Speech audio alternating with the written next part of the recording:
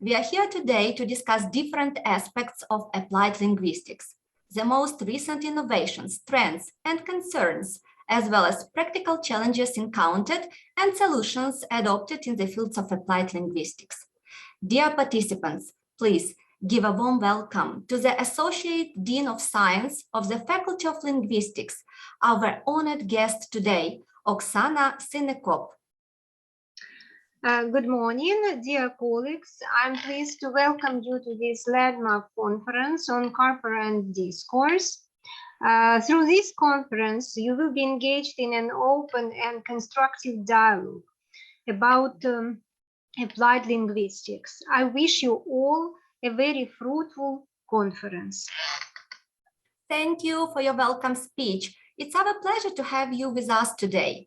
At the beginning of the conference, allow me to inform you about our agenda. Today, we will listen to 4 speakers from different research groups on applied linguistics.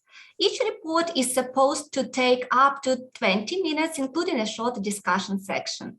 We encourage you to be active participants and express any ideas, comments, or ask any questions related to the topic of the research by speaking directly or typing them in our Zoom chat. After the reports, you will be invited to complete the action plan of your research group and be ready for its implementation. Don't miss the chance. Let's get started.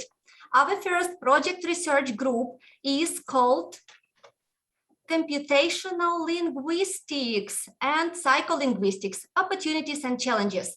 Tatiana Kravchenko will present this group with her report on computational linguistics and psycholinguistics. Mm-hmm.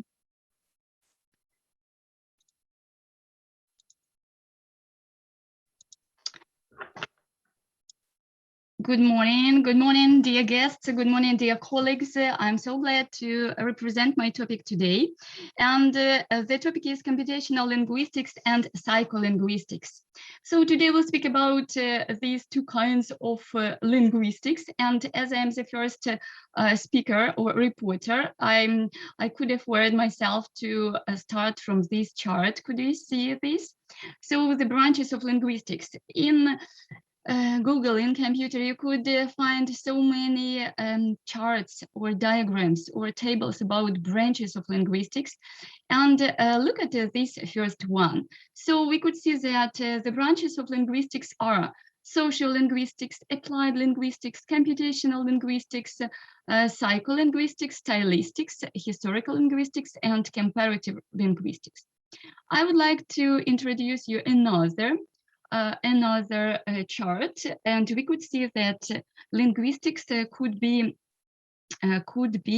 divided into 3 categories, like theoretical linguistics, interdisciplinary linguistics, and applied linguistics. And you could see all categories of linguistics that they are connected with. And the next one, you could see again another chart of linguistics, and we could see microlinguistics and macrolinguistics. So microlinguistics deals with phonetics, phonology, morphology, syntax, semantics, and pragmatics. And macrolinguistics is concerned with psycholinguistics, social linguistics, neurolinguistics, discourse analysis. The next one, wait a minute, computational linguistics and applied linguistics. So today we'll speak about psycholinguistics and computational linguistics. If we could see that there are 5 directions in modern linguistics, they are cognitive, corpus, computational, discoursology, and psycholinguistics. So cognitive linguistics, this is a direction located at the junction of linguistics and psychology. It studies the connection between language and human social conscience.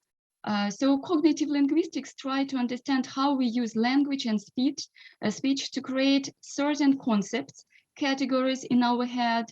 What role does the language play in the process of knowing the world around us, and how our life experience is reflected in the language.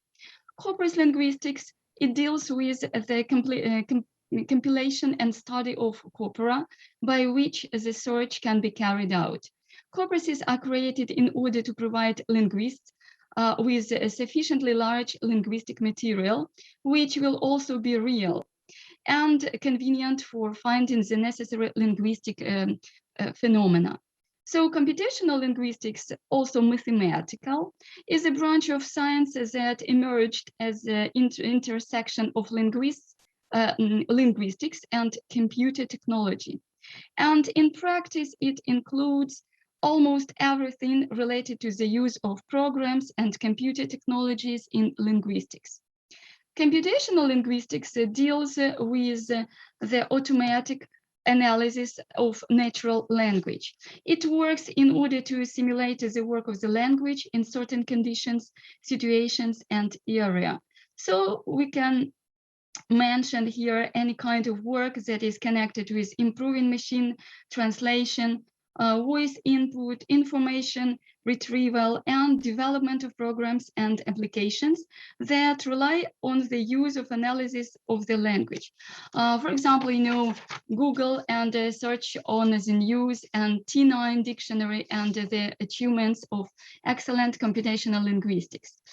At the moment, this area, if we speak about, again, computational linguistics, you could see that language plus computer, it will be computational linguistics, and psycholinguistics, language plus psychology.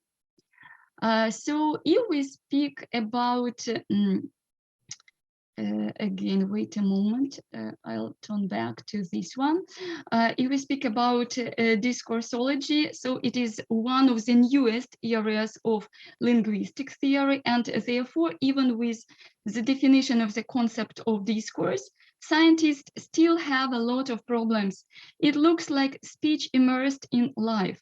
So in other words, that we say is considered as an event of communication in conjunction with gestures, facial expressions, the rhythm of speech, emotional assessment, experience, and worldview of the participants in communication. And social linguistics it studies the relationship between the language and the society. Scientists who conduct research in this area are engaged not only in the phonetic features of dialects, but also in national languages, social characteristics of multilingualism, the relationship between the language and social roles. So let's take a closer look at computational linguistics. So computational linguistics is actively being developed in Europe. In the United States since 1984, the journal Computational Linguistics has been published quarterly. A great deal of organizational and scientific work is carried by the Association of the Composer Linguists, so the Association for Computational Linguistics, which has regional structure all over the world, in particular European Union. Every 2 years, the international conference COLINT takes place. The main directions of this conference are also discussed at the annual conference Dialogue, which was organized by Russian Scientific Research Institute of Art. So if we speak about computational linguistics, we could see that in this diagram and the charts that computational linguistics associated with other sciences such as general linguistics. So the general objects of study is the language, of course. The second one is informatics. Computational linguistics studies the language from the point of view of its using in information systems. The third one, mathematics. The main task of computational linguistics is the expression of knowledge about a natural language in a formalized form using a mathematical apparatus. Number 4, semiotics, where formalization is a recording information expressed by a science of one, semiotics, with the help of another. And the last one, number 5, is psychology and psycholinguistics.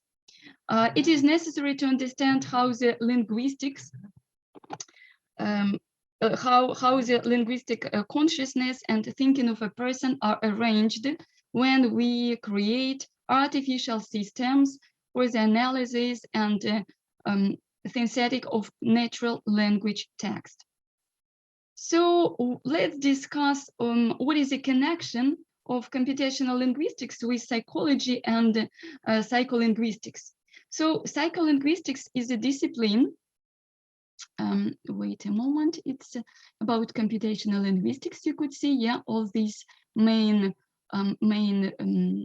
points. Yeah, that language analysis, language generation here, sentence analysis, discourse and dialogue structure, syntax analysis, semantic analysis, and we could see speech generation. Yeah, and what is psycholinguistics that we have started to discuss? Psycho plus linguistics, the study of language from a psychological perspective. And so what is the connection between computational linguistics and psycholinguistics? So we could see here about psycholinguistics. Yes, that it is one of the branches of linguistics. It is a branch of cognitive science, and psycholinguistics examines the language acquisition, language production, and language comprehension. It is a study mental aspect. It studies the mental aspects of language and speech. It studies the mental mechanisms that make it possible for people to use the language. And there are two key questions that psycholinguistics seeks to answer for these questions. The first one, what knowledge of language do we need to use language? And what are the cognitive processes, perception, memory, and thinking involved in the ordinary use of language? Okay, let's go. And you could see here the main concepts and categories of modern psycholinguistics. So they are linguistic consciousness. The next one is speech activity. The next one, associative behavior, mentality, image of the world, internal vocabulary, and internal speech. And wait a moment. Okay, let's go on. And before the end of my speech, I would like to speak about some theoretical achievements of psycholinguistics that are actively and efficiently used in such applied areas as in advertising, politics, and social practices, as well in the forensic linguistics and in general in the expert practice of studying text and in any medium and in any form, in the strategies of language acquisition and use, in cross-cultural communication, in studies of speech pathology. The main concepts and categories of modern psycholinguistics are linguistic conceptions that we said about that, speech activity, and all these points that we mentioned. Okay, and at last, I'd like to say about the asymmetry between mental content and linguistic expression, which had been observed for a long time but did not receive a clear explanation. And this discovery finds a practical application in many areas of work of language linguists, for example, in the development of methods for the development of a child's speech, in particular a school child, in teaching the culture of speech of adults who do not have the skills of free but particular public speaking, in teaching people who do not know the functional styles they need to work, and in particular business of science, business or scientific sphere, in the training of literary workers, in particular in teaching them to in teaching them the correct use of figurative means in overcoming the well-known pangs of the words when there is an image of thinking, but the means of its expression is not the language, etc. And computational linguistics are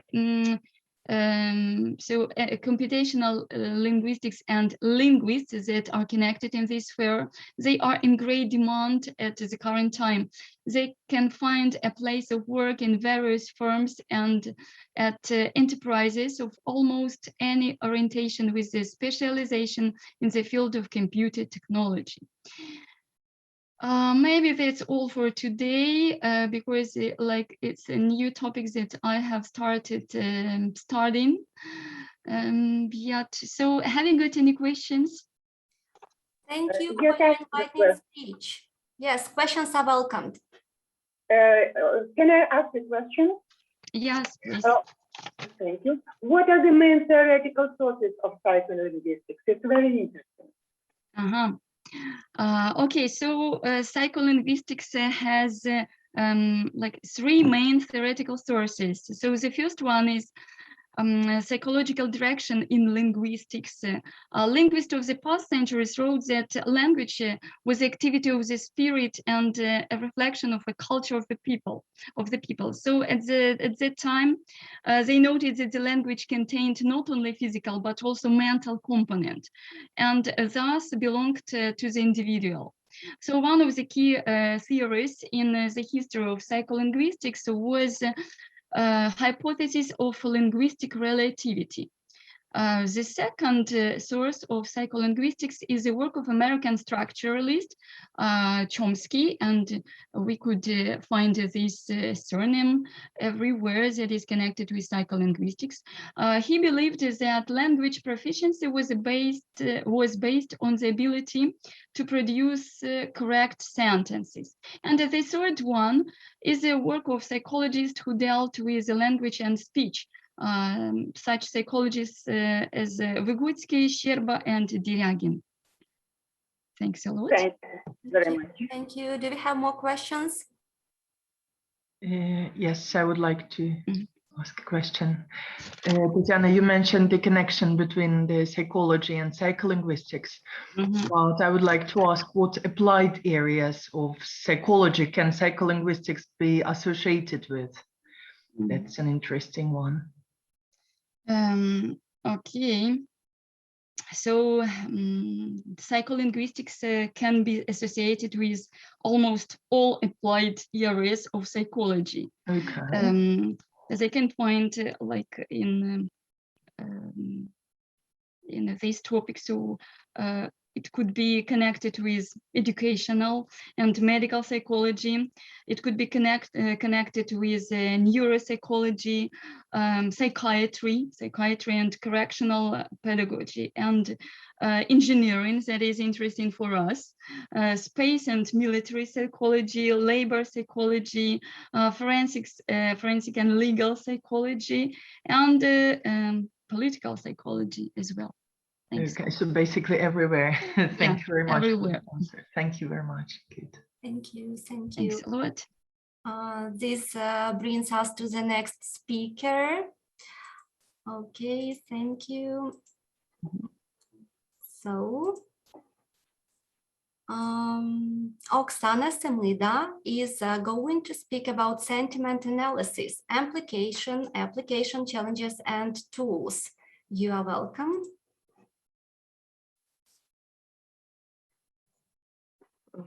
Thank you. Wait a moment, let me share the screen. Okay.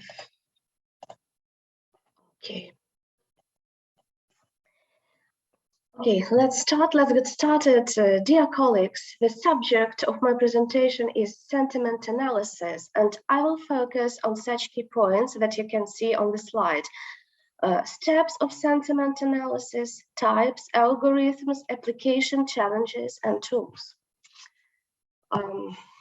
So in recent years, we've seen the rising interest in the study of subjectivity, opinion, and evaluation. And this has opened up the field of sentiment analysis at the intersection of linguistics and computer science. So sentiment analysis is an automated process of analyzing text to determine the sentiment expressed, positive, negative, or neutral. And it is also called an opinion mining.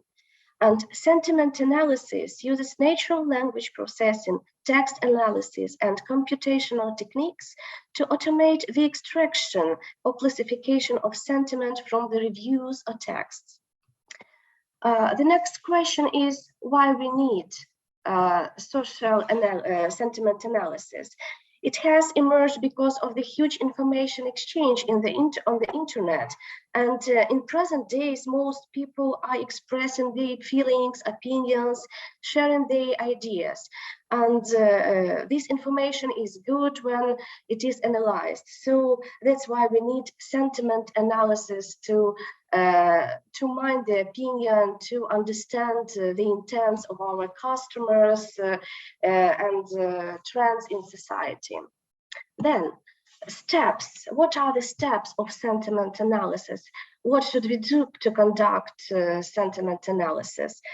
It involves such steps as data collection, text preparation, sentiment detection, sentiment classification, and a presentation of output. In the background of sentiment analysis, we have advanced artificial intelligence algorithms that apply language deconstruction techniques like tokenization, it means word segmentation, part of speech tagging, parsing, and lemmatization, which we need to break down and make sense of the text. Only then can machine software classify unstructured text by emotion and opinion. What are the types of sentiment analysis? To understand how to apply sentiment analysis in a certain context, you need to understand different types. Let's have a look at the main types. First, it's fine-grained sentiment analysis. It involves determining the polarity of the opinion.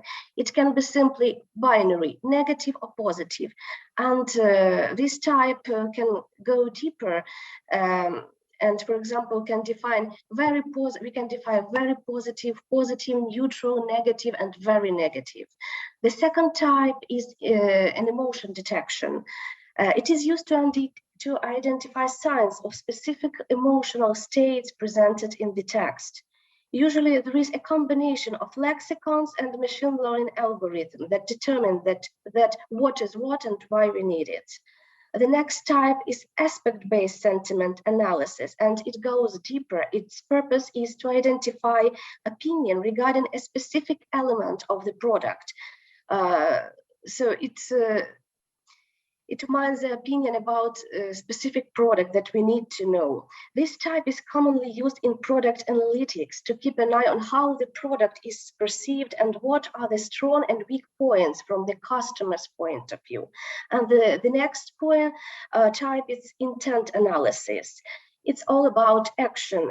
Its purpose is to determine what kind of intention is expressed in the message, and it's commonly used in customer support systems. Then, on the next slide, you can see different sentiment analysis algorithms. The first one is rule-based algorithm that we use to conduct sentiment analysis, and it is based. This algorithm is based on clearly defined description of an opinion to identify. It includes opinion, subjectivity, and polarity. The rule-based approach involves the following operations. It's stemming. When the software analyzes the text, it conducts the following operations like stemming, cutting the word from the text, tokenization, converting the text into tokens that can be analyzed, part of speech tagging, parsing, and lexicon analysis. And here is the example how it works. There are two lists of the words. One of them includes only positive ones and another includes negatives. The algorithm goes through the text, finds the words and match the criteria. After that, the algorithm calculates which type of words is more prevalent in the text. If there are more positive words, then the text is deemed to have a positive polarity. And the rule-based approach doesn't take the context into account. It can be used for determining just the tone of the messages. Then we have automated sentiment analysis, and here we have two approaches, supervised machine learning and unsupervised machine learning. Supervised learning algorithm analyzes the training data and produces an inferred function, which can be used for mapping new examples. Okay, an optimal scenario will allow the algorithm to correctly determine the class labels for unseen instances. And unsupervised machine learning are used to explore data. Unsupervised machine learning uses machine learning algorithm to analyze the cluster unlabeled data sets. This algorithm discovers hidden patterns or data groupings without the need of human intervention. Then let's speak about application of sentiment analysis, why we need it. The application of sentiment analysis are broad and powerful, and it's used by a number of data analytics companies on a variety of subjects. The most common spheres for sentiment analysis are business domain. The marketing teams of many companies use it to create different business strategies, to understand how customers perceive their product, to understand customer behavior in order to improve sales. It is used to hear the so-called customer voice. Then politics and social, political sphere. Politics and elections. Existing studies suggest that social media have the potential to reflect the political landscape.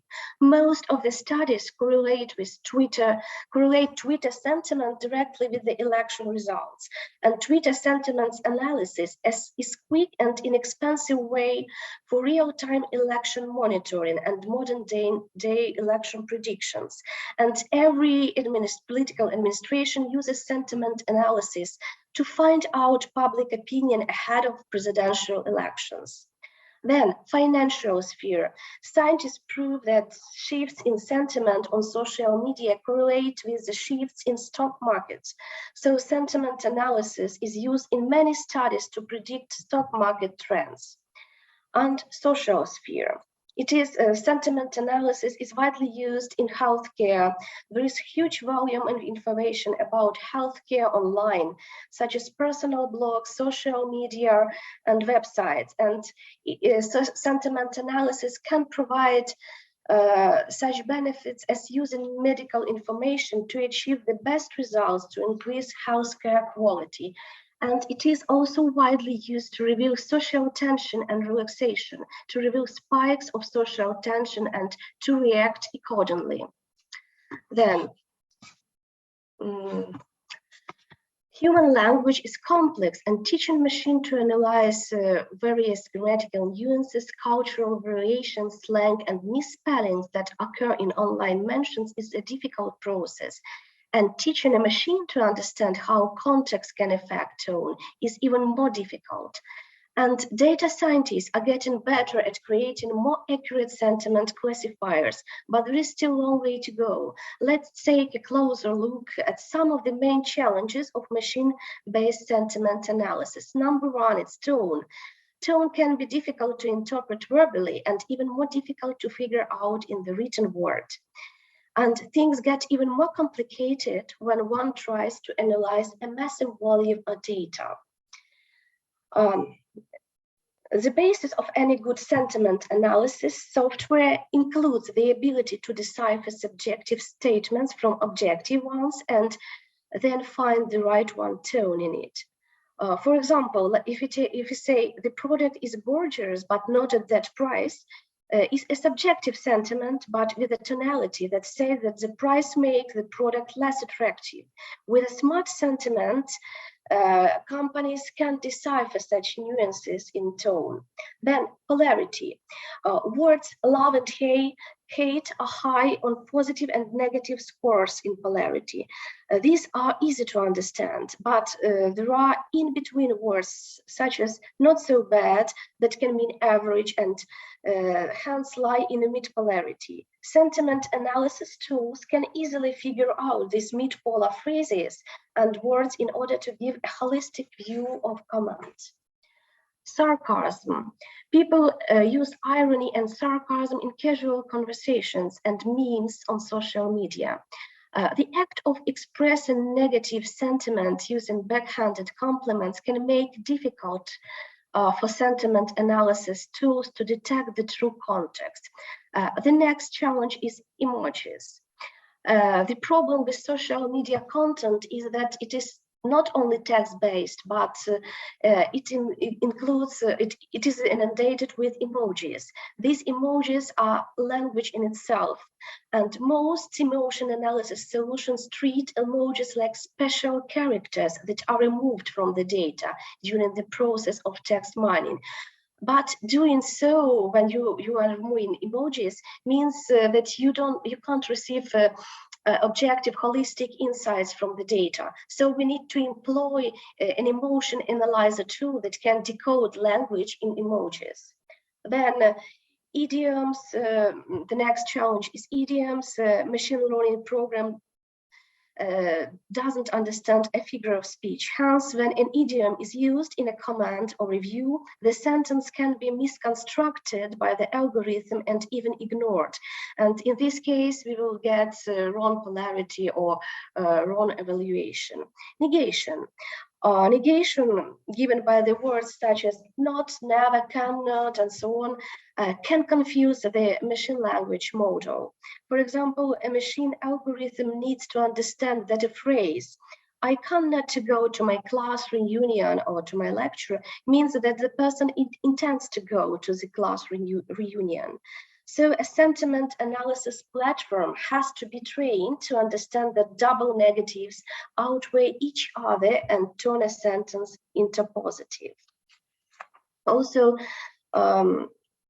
comparative sentences, it's very tricky. For example, if you take the example, the Galaxy S20 is larger than Apple iPhone 12, the sentence does not mention any negative or positive emotion. And in this case, we should train our artificial intelligence to pull together information from its knowledge graph to analyze the relation between entities, words, and emotion. Also, audiovisual data. Videos are not the same as text data, and the challenge is not only that videos need to be transcribed, but they may have captions that need to be analyzed for brand logos. Social media videos also come with comments in addition to the video data, and sentiment analyzer can give accurate insights from your data if it extracts information from video content as easily as from the text. And for this, you need to have a video context analysis module that can break down videos.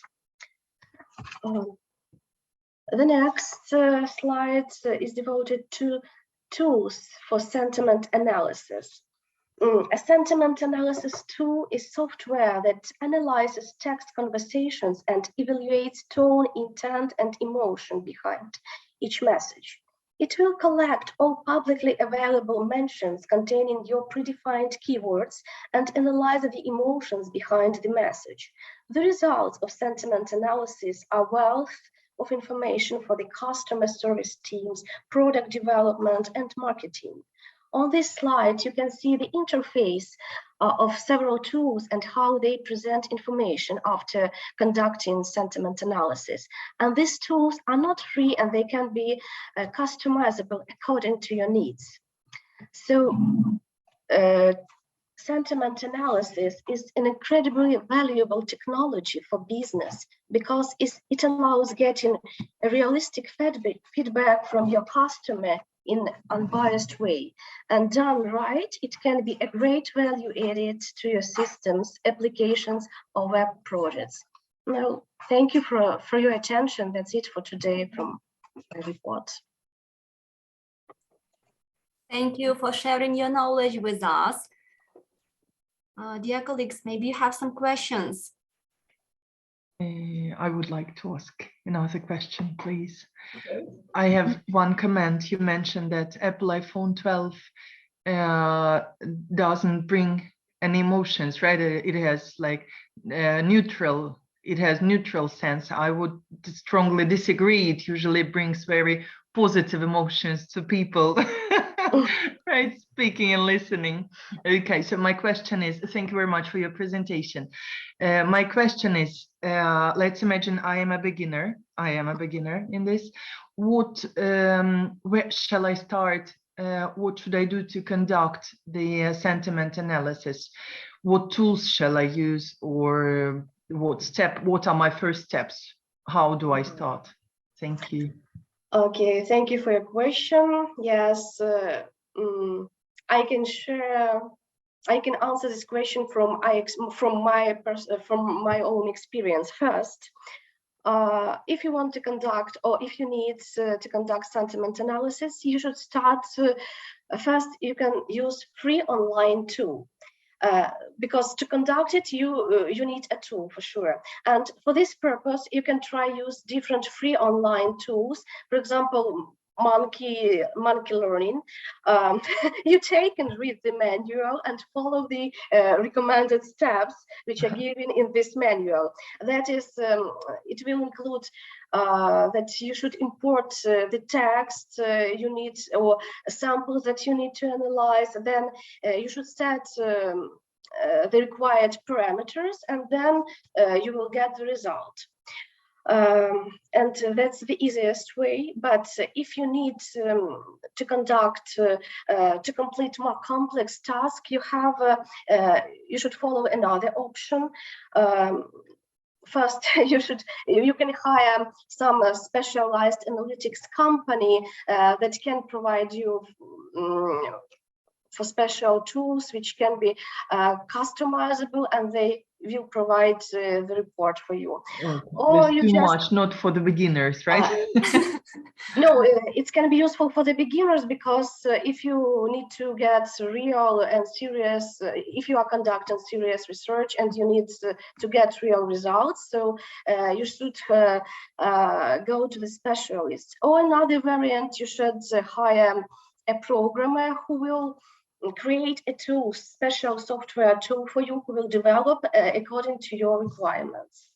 That's how you should do in this way. You should act. That's it. Are you satisfied with my answer? Yes, yes, sorry, yes, very much. I should probably start with Monkey tool first. Thank you, that was very interesting. Okay. I have another question. Can I ask? For sure. Yeah. Okay, so I'm interested in a research area. So what is a research area for linguists in sentiment analysis? Could you please share that information? Okay, thank you very much for your question. I think that linguists can deal with different linguistic challenges that I mentioned on one of my slides. They can help how to solve these challenges, provide for different solutions, and also they can work on creation. I think that they can work on creation on different specialized vocabularies and data sets that can be used for training and teaching artificial intelligence. That's Thanks a lot. where I can see what we can do. Yeah, thanks. Okay, thank you so much. Let's move on. Let's move on to the third speaker today.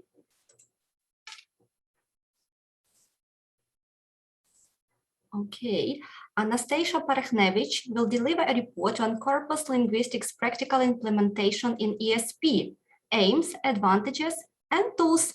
Dear Anastasia, the floor is yours. Just a second, I will share my screen and we are to start. Give me a moment. So first of all, I need a full screen. Oh, yeah, so Can you see that? Is everything okay? Yes, we do. Yes, that's okay. Yes, we can. So, first of all, I need to mention that the corpus linguistics isn't new for lexicographers, lexicologists, and it is mainly used for vocabulary study. So, my main interest was how to teach my students using corpora.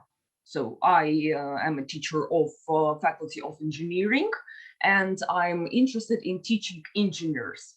And I'm interested in teaching them their vocabulary for their future occupation.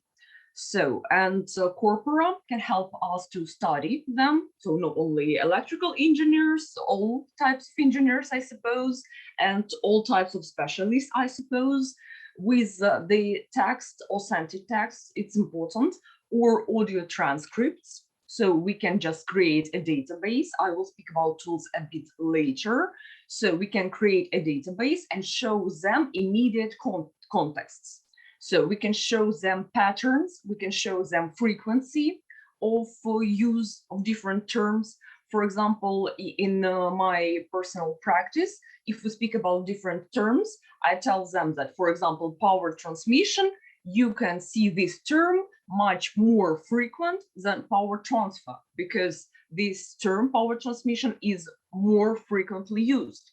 So, and I can show them, but for this I need a computer, so I need special tools, I need a dashboard in order to show them that this term is more frequent, and I can show them immediate contexts. So I can show them more examples, just not to write them on the blackboard, but show them the exact context and show them the other types of sentences that they can see and understand that one or another term is more frequent and is more useful for them to remember. So corpora application includes great number of areas, as you can see at the second point of my slide. So speech recognition, grammar checking, text-to-text speech. So it also analyzes automatically text and can bring audio transcripts. So you can just put your text into this tool and it will transcribe it. So you will have authentic audio transcription. So, and corpora certainly brings lots of advantages for learners, but it can be a bit difficult for the beginners. So I'm mainly interested in engineering specialty teaching. So I didn't consider beginner level a lot in this case. So just for your information. So speaking about corpora, it can also broaden the knowledge. So students can see more contexts. You as a teacher can create your own database. You can cooperate with their lecturers, with their teachers. They can bring you necessary literature for their students, and it can help you in creating your own database. So it's about main principles of corpora in ASP implementation. So we can go ahead and speaking about advantages and disadvantages. So as you can see from this slide, advantages overweigh disadvantages. So we can have needs analysis provision. It's also necessary in ESP. It's crucial in ESP, I can say. So also a corpora is always principled according to the area. So we need to find out the peculiar domain where we use this corpora. In my opinion, in my example, I can say, so power engineering, it will be my main domain. I will use corpora in. And also the question is what empirical knowledge students can gain. And they can gain a lot using corpora. They can have a lot of examples, a lot of immediate contexts. So authentic text and audio transcripts I have already mentioned. It is crucial too. It is dramatic to use only authentic, not, give me a moment. So authentic, okay, so don't mind. Only authentic texts and audio transcripts, not adapted. What? what I wanted to say, not adapted, not rewritten by Russian speakers or Ukrainian speakers, so only authentic texts. So it is more important.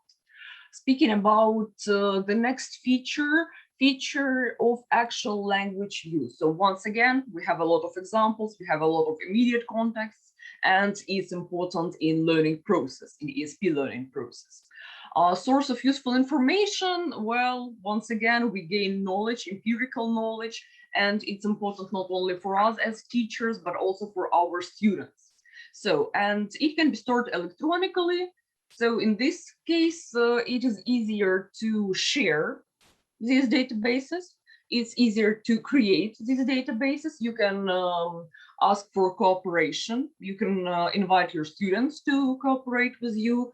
They can share knowledge with you, and it can be cooperation with you and your students, and cooperation with you and their lecturers and their teachers. So I think it brings a lot of advantages. Speaking about disadvantages, even if you have the largest database you can create, it's you are enabled to provide all the variations. So it's impossible to know everything. It's just a human factor. You cannot know everything. You cannot bring all the examples available, because internet is the largest place on the earth, I suppose, and it's almost impossible to provide all the variations. Maybe difficult for beginners, for sure. So if a student is not interested in his or her domain of engineering, for example, he or she wouldn't understand you, unfortunately. So in recent days, with my fourth year students, we studied the differences between transmission and distribution. They understand their speciality, and they can tell the actual difference between transmission and distribution without my help. So because they are almost bachelors, and they understand what do they need, and they understand what they need, what they really need. So, and the last disadvantage, software may be a bit difficult or outdated, or it can impose a bit of limitations. I will speak about imposing limitations a little bit later. So it was about advantages and disadvantages. So I find corpora really interesting, and I find corpora really important in ESP teaching. So the first tool I'd like to present, it's Michigan Corpus of Academic Spoken English. I'm really sorry, I need some water supply. So it's a concordance website, so concordancer program or concordance software. It is a program or a website that creates alphabetic index. So you can enter exact word or phrase you wish to find. It is of Michigan Corpus of Academic Spoken English, and you can search a word you are interested in.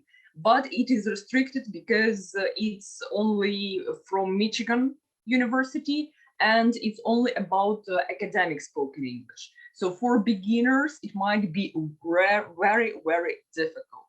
So besides, so you can see in here, this box where you can insert your word or phrase, and you can search, submit search, and see word frequency and immediate context. So speaking about it, besides the word, you can choose between a lot of different attributes. So you can see that there are lots of different attributes. You can choose age, gender, native speaker status, first language. You can speech event type. You can choose speech event type, academic division, academic discipline, participant level. So interactivity rating. So there are a lot of options. So I find Michigan Corpus really a really useful tool. So it is free. It is available. It is not so difficult to use. So the next slide, for example, I entered the term engineering just from my mind, and you can see the matches, left context and right context, and you can see full context. So you can just click view and get full transcript or full text. So you can sort terms. You can see that in this case it was a transcript using so it gives a clue that it was just a speaking event.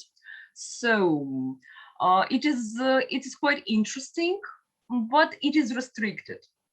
And it brings us to the next program, Ant-Conc. There are a lot of different programs, but I chose Ant-Conc because it is free and it is easier. So besides Ant-Conc, I can bring another examples: simple concordance program, TextStat, word statics.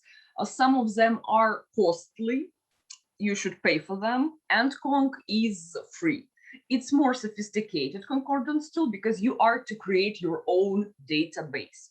So I haven't made my own database yet. So because I was mainly interested in theoretical points, but I have just a moment. I have the photo from the net, and it can bring you an example of exact work of this program. So you can see that words can be highlighted and words are in alphabetical order. So for example, you need to search a word. So it is the most frequent and it is highlighted in one color. So another words can be highlighted in another color. So it depends upon the options you are to use. It's up to you. So you can download your own texts. You can ask your students to bring you texts. You can download books for engineers. But speaking about books for engineers, I tried to use texts from these books. I mean, specific books. It was rather difficult for me because it is full of formulas. And there are just a short amount of text, shortage of text, I would rather say. So, and if we compare, so they are incomparable in my opinion, because they are similar, but they are different. If we speak about Michigan Corpus, it is easier to use because database is already included. In Ant-Conc, you are to use your own database. You are to create your own database. They have already preloaded databases, but I have scrolled down and I haven't found even one database I can be interested in as an SP teacher. So in this case, I can just neglect their pre-downloaded databases. So speaking about Michigan Corpus, they have currently 152 transcripts, so you can see the total amount of words, but it imposes restrictions. So it can be enough for some of specialists, but in some cases you need even more. So in this case, Ant-Conc may be a bit better. You can download your own files and expand searching abilities. Speaking about languages, we are all English teachers, but if you need another language, if you need, for example, Ukrainian language, Ant-Conc will be better because you can have selection of different languages. In Michigan Corpus, you can just use English and that's all.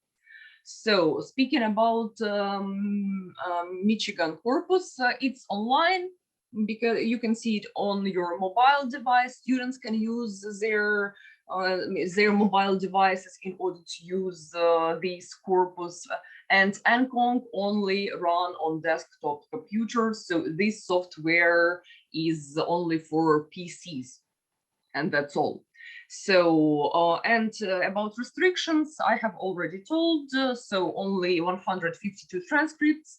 It can be enough to some extent, but if you need something more, well, it can impose restriction. So that was all that I wanted to tell you. If you have any questions, you are welcome. So I would be pleased to discuss your ideas. So I will stop my presentation. So, and we can discuss if you have any questions, any ideas to add. Probably you have your own viewpoints. Well, thank you for the useful report.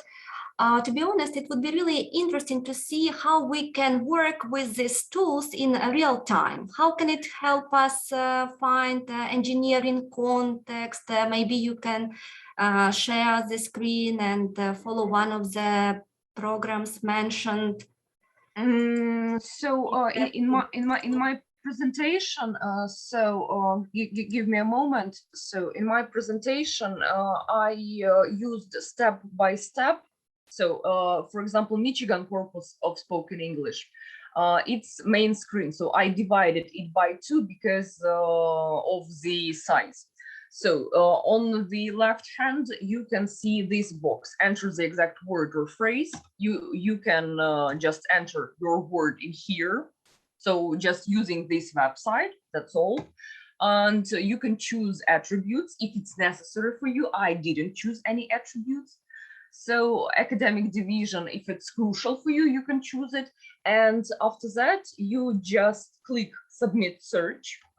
And after that, you have your result. And that's how it works. Yeah. So speaking about NConc, I didn't create my own database. That's why I can hardly tell you how it works. So I need the proper instructions. On their website, they give YouTube instructions. So NConc is not as easy as the Michigan Corpus, is more sophisticated, and you need actual instructions. Video instructions would be better for sure. So you can just have instructions and teach yourself how to use it. And only after that you can choose this tool. But in actual use in classroom, for example, you need a computer and or interactive dashboard in order to show students. Unfortunately, in our classroom, we don't have such facilities, such equipment to use these programs. So you can work, for example, online in Zoom with students, and you can show them how it works. Only in this case. So unfortunately, our equipment is a little bit outdated. Thanks God if you have a dashboard and a piece of chalk. Thank you. Thank you. Okay. So any other questions? Any other questions? Okay. Yes, maybe. No. So if you have any suggestions, probably how to expand my research, because I'm a newbie in this, and it was like my interest to how to teach vocabulary more effectively. So maybe you have any suggestions? Yes, please, dear participants, you are encouraged to submit your suggestions in our online Zoom chat. And we will continue with the last speaker for today. Oh, thank you so much for your attention. Thank you for your question. And yep, so let's proceed. Let's proceed. Okay, it's time to listen. It's time to listen to Svetlana Moisenko. She will speak about new dimensions of computer communication in modern linguistics. And she is representing group number 4, computational linguistics and multimodality, engineering cases in practice. Let's listen.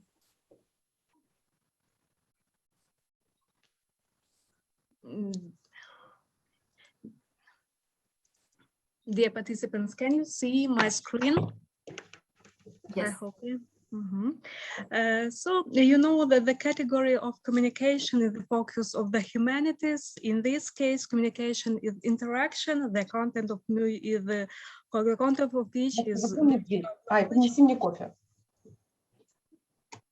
Okay, please. Knowledge and exchange of information, whereas means of communication in order to establish relationships conducive to the process of joint activities. Language as a means of communication has a critical social character where social functions actively influence its structure and largely determine its development. In this regard, the communicative status and language essence of computer specialists is of theoretical and practical interest. Computer communication opens a new dimension in human communication, enabling the storage and rapid transformation of large amounts of information. We interpret computer communication as a communicative event performed by interlocutors who send messages to each other in a natural language through networked computers. In most cases, computer communication is supported by text messages, that is, messages typed by the sender on the keyboard, formatted as a text on the monitor, and sent to the recipient at any distance from the sender. The characteristics of the process of communication using a computer allow us to predict the emergence of a special functional type of language, which can be called computer language. The